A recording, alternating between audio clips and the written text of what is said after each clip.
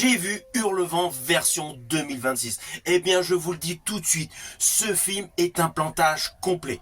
On pouvait espérer la tempête. En fait, nous avons une séance photo qui se prend tout simplement pour une tragédie.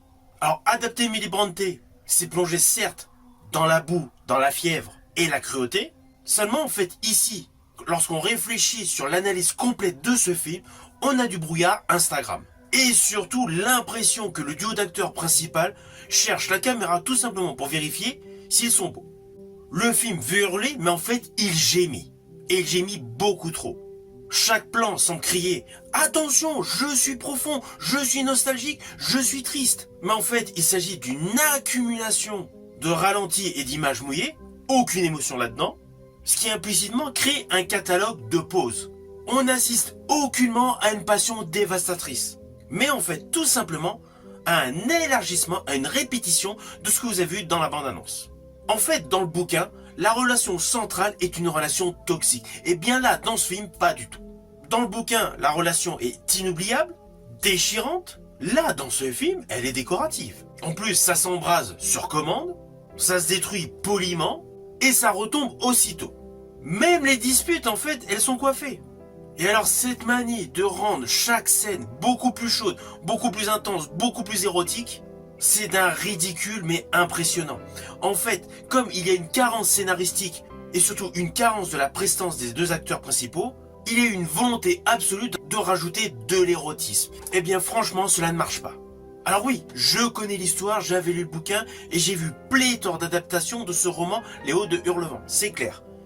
Mais je peux vous affirmer que cette nouvelle version 2026 est très loin d'être une réussite. Pour moi, c'est un film raté. Certains décors ne collent pas du tout avec le bouquin.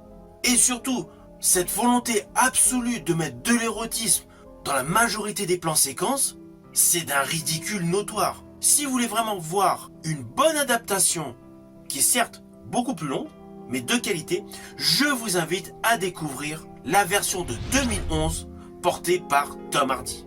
Cette version est 1000 fois meilleure. Alors oui, il n'y a pas le côté blindé de scènes d'érotisme. Mais on va pas se mentir, pour donner de la qualité à un film, on n'y arrive pas avec des scènes dénudées, mais davantage avec une interprétation en béton.